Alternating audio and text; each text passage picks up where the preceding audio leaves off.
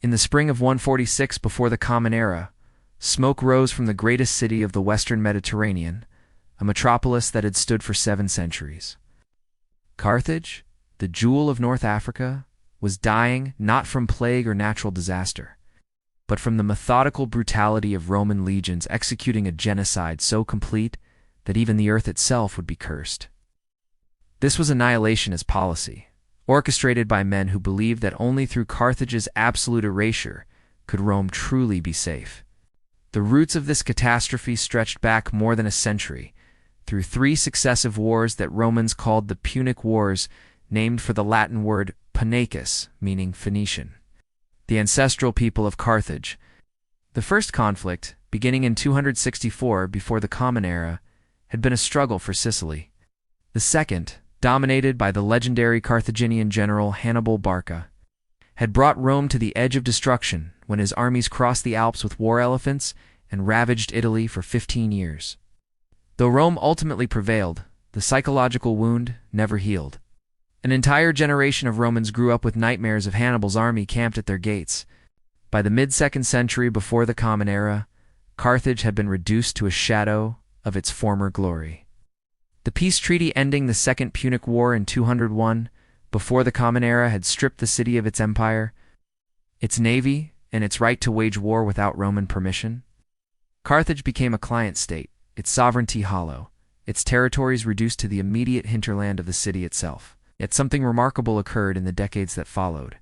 Carthage rebuilt. Through trade and agriculture, the city regained its prosperity.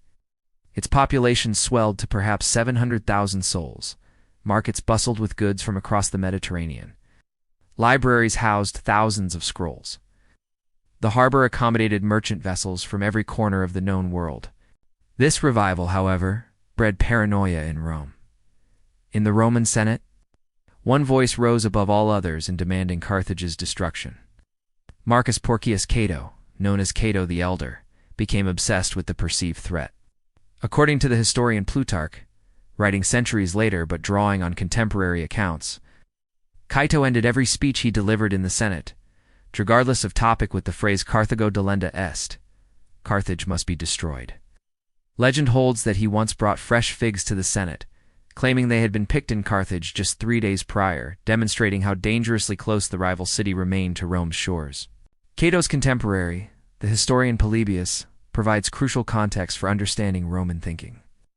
Rome's leadership had developed what modern scholars might term a strategic doctrine of preventive war. The question was not whether Carthage posed an immediate military threat, clearly did not, but whether allowing it to exist created unacceptable long-term risk.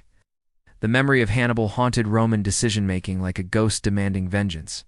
The pretext for the Third Punic War arrived in 149 before the Common Era, when Carthage, driven to desperation by raids from the neighboring Numidian King Massinissarums, violated the peace treaty by raising an army in self-defense. Rome seized upon this technical breach with manufactured outrage. A Roman embassy arrived in Carthage with demands. First, deliver 300 noble children as hostages. The Carthaginians complied. Then surrender all weapons and armor. Again compliance. Finally, the third demand revealed Rome's true intention: abandon the city entirely and relocate at least 10 miles inland, away from the sea that had made Carthage wealthy and powerful. This was designed to be rejected. Carthage without its harbor was Carthage without purpose, without livelihood, without identity. The Romans knew this. They wanted war, not compliance.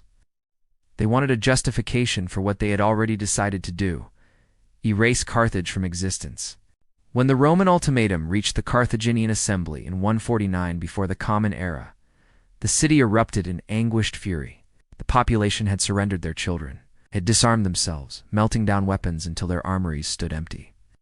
Now they were told to abandon their ancestral home, to march inland and die slowly as a people cut off from maritime trade, the lifeblood of their civilization. Faced with extinction through displacement or extinction through resistance, the Carthaginians chose to fight. The transformation of Carthage from a disarmed city to a fortress under siege represents one of history's most extraordinary examples of desperate improvisation. The population mobilized with singular purpose. According to the Greek historian Appian of Alexandria, whose Roman history provides the most detailed surviving account of the Third Punic War, The Carthaginians converted every available space into a weapons manufactory. Temples became forges. Public buildings housed workshops. Men, women, and children labored day and night to recreate an arsenal from nothing. Metal was stripped from buildings. Bronze statues were melted down. Women cut their hair to provide cordage for catapults as hemp and leather were scarce. The city manufactured 120 shields, 300 swords, 500 spears, and 1,000 catapult projectiles every single day during the initial months of siege preparation. Artisans who had crafted luxury goods for Mediterranean markets now crafted instruments of war. Merchants became soldiers. The entire social structure reorganized around survival. The Roman army that settled around Carthage numbered approximately 80,000 men, commanded initially by the consuls Manius, Manilius, and Lucius Marcius.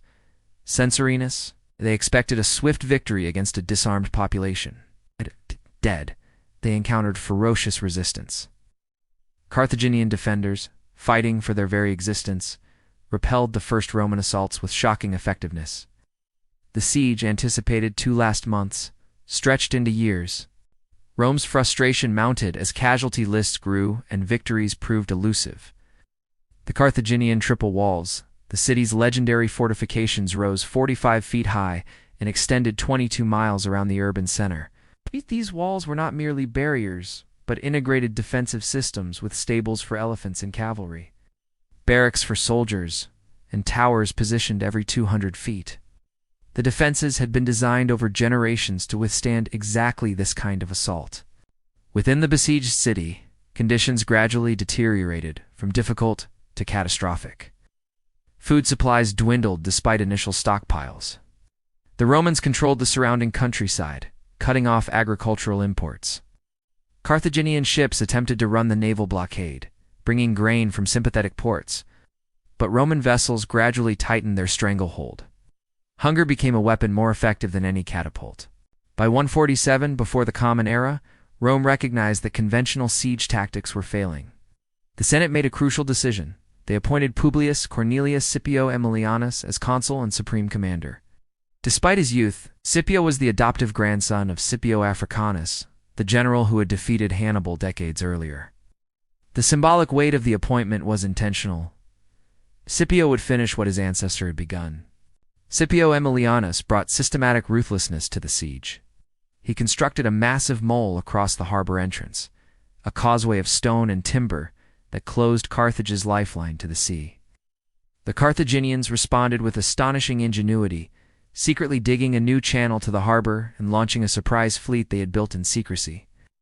For a brief moment, they held naval superiority, but the advantage was squandered through poor coordination, and the Roman blockade reasserted itself. Inside Carthage, starvation became endemic. Reports filtered out of the city describing scenes of unimaginable suffering. People consumed leather, boiled animal hides, gnawed on anything remotely digestible. Disease spread through the crowded population. The elderly and children died first, their bodies adding to the mounting horror within the walls. Yet the defenders fought on, knowing that surrender meant enslavement at best, systematic execution at worst. The Romans, for their part, waited with grim patience.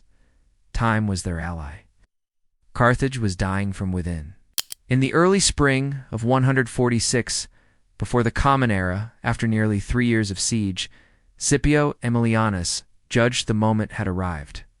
Carthage was hollowed out by starvation, weakened by disease, and demoralized by the deaths of thousands. The Roman commander ordered the final assault, unleashing his legions against the harbor quarter where Carthaginian defenses had been worn. Thinnest by relentless bombardment and the grinding attrition of siege warfare, the Roman soldiers who breached the walls encountered a city transformed into a necropolis that still breathed. Bodies lay in the streets where they had fallen from hunger or plague. Survivors, gaunt and desperate, fought with the ferocity of those who had nothing left to lose. The combat was not the organized battlefield warfare of open ground, but something far more savage house to house. Room tore room, fighting through the dense urban maze that characterized ancient Carthage's residential quarters. A peon's account, she drew from the memoirs of Polybius, who witnessed the siege personally as a member of Scipio's staff, describes the assault with horrifying clarity. Roman troops advanced systematically up the streets leading from the harbor toward the Byersa, the fortified citadel that crowned Carthage's highest ground.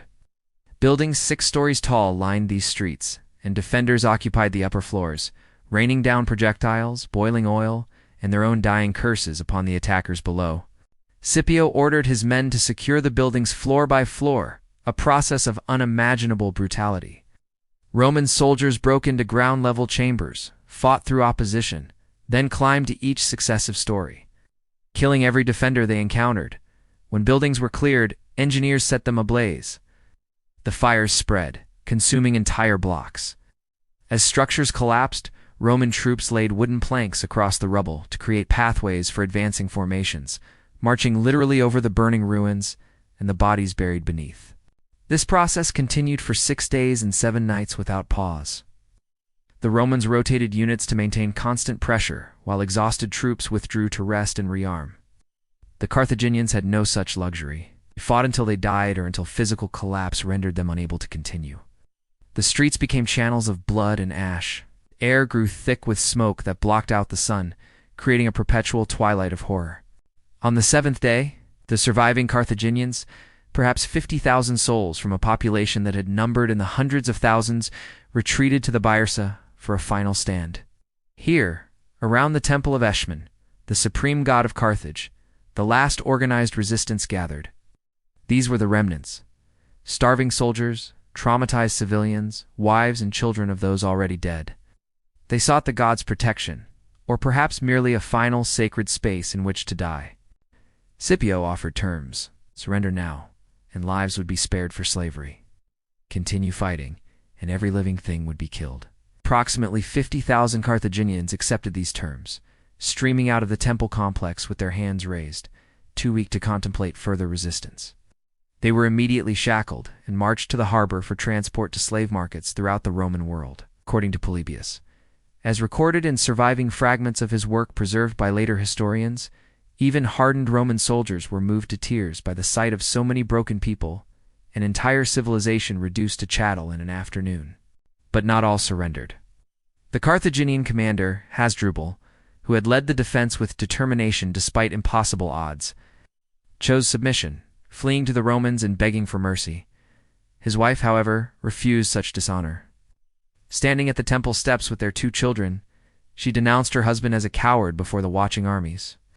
Then, according to multiple ancient sources, she took her children's hands and walked deliberately into the burning temple, choosing death in the flames over life in Roman chains. The temple of Eshmun burned for 17 days, the fire consuming the final sanctuary of Carthaginian civilization, along with the thousands who had chosen immolation over surrender. The fall of the Byersa marked not the end of Carthage's destruction, but merely the transition from military conquest to deliberate obliteration. What followed in the weeks and months after the final surrender represents one of history's most systematic attempts to erase a civilization from existence. Scipio Aemilianus, acting under explicit Senate authorization, transformed the Roman army from a conquering force into an instrument of apocalyptic demolition. The process began with the remaining structures. Engineers directed work crews composed of enslaved Carthaginians forced to destroy their own city to methodically dismantle buildings stone by stone. What fire had not consumed was pulled down manually. The magnificent harbor works, engineering marvels that had accommodated hundreds of vessels, were shattered with siege equipment and collapsed into the sea. The triple walls that had withstood nearly 3 years of assault were broken apart, their massive blocks scattered or repurposed for Roman construction projects elsewhere in North Africa. The demolition extended beyond mere practical destruction. This was symbolic annihilation, an attempt to murder not just a people, but the very idea of Carthage. The Romans demolished temples, toppled monuments, and smashed artworks. The great library of Carthage, reportedly containing hundreds of thousands of scrolls, encompassing Punic literature, history, scientific treatises, and religious texts, was either destroyed or redistributed. According to the Roman historian Pliny the Elder, writing in his Natural History some 2 centuries later, the Senate gifted surviving agricultural treatises to Numidian princes, The only Carthaginian knowledge deemed worth preserving was information on farming that might benefit Rome's allies. The destruction of Carthaginian cultural and intellectual heritage was nearly absolute. Today, virtually no Punic literature survives in original form. What is known of Carthaginian civilization comes almost entirely from Greek and Roman accounts, the testimony of their enemies. The Carthaginians left no voice to speak their own story, no records to contest Roman propaganda.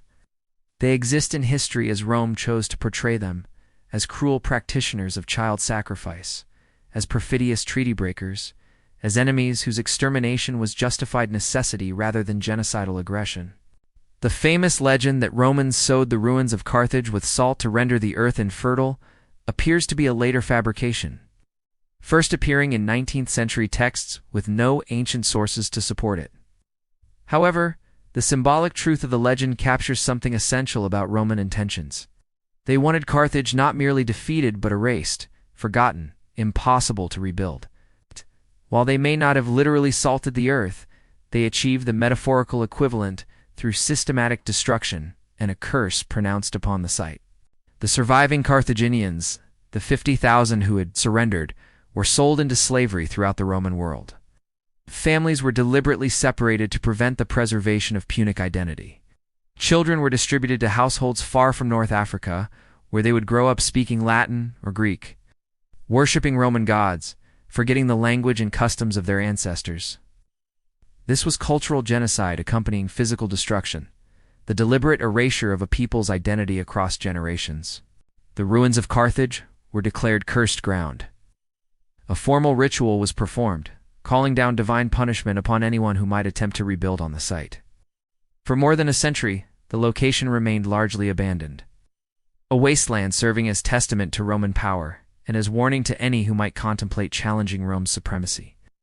The city that had been one of the Mediterranean's greatest urban centers became a cautionary tale told in whispers.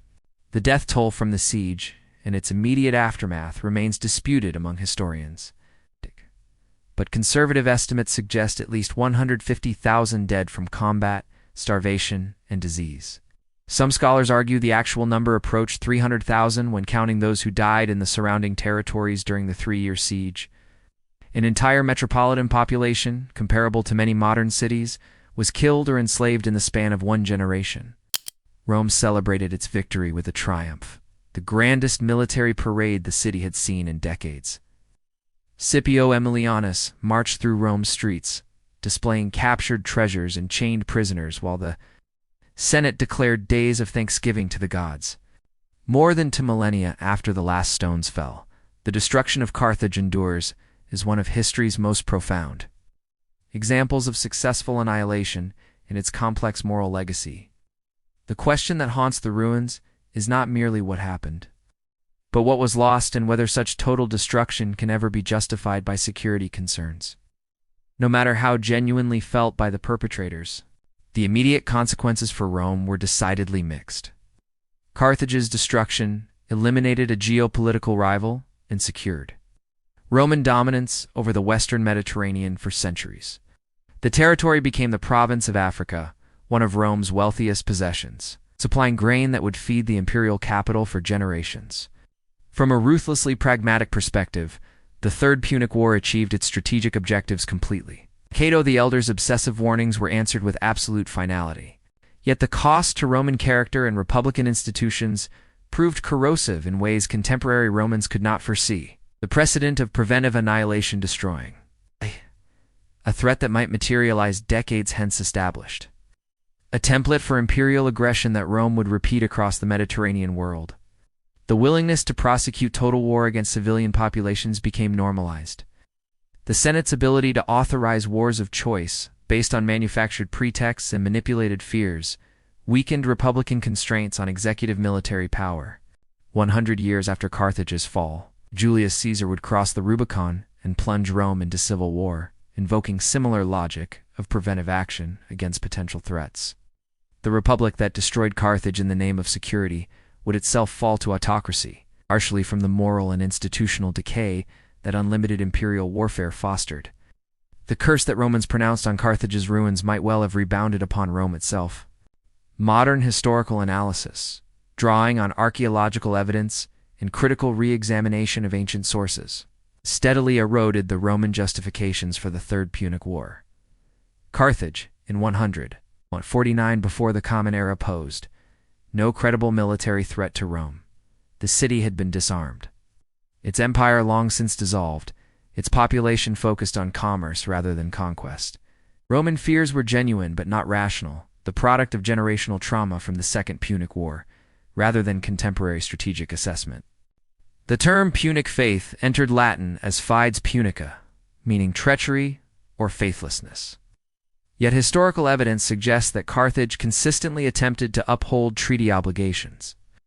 While Rome repeatedly manipulated technicalities to justify aggression, the propaganda of victors became accepted history for 2,000 years, only recently subjected to serious scholarly challenge. Archaeological excavations at the Carthage site, particularly intensive work conducted in the 20th and 21st centuries, have revealed the sophistication of the destroyed civilization. Carthaginian urban planning, maritime technology, agricultural innovation, and commercial networks were extraordinarily advanced.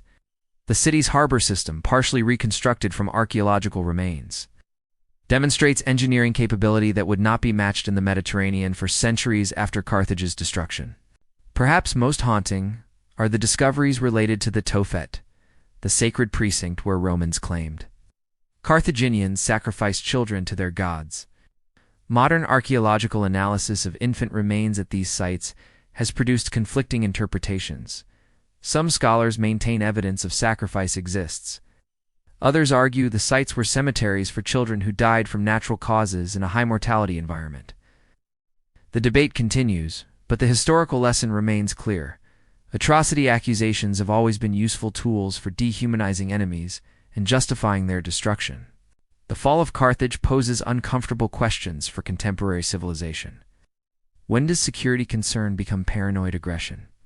What distinguishes preventive war from unprovoked conquest? Can the complete destruction of a people ever be justified, even when framed as existential necessity? How should history judge the victors who write the accounts and the victims who leave no testimony?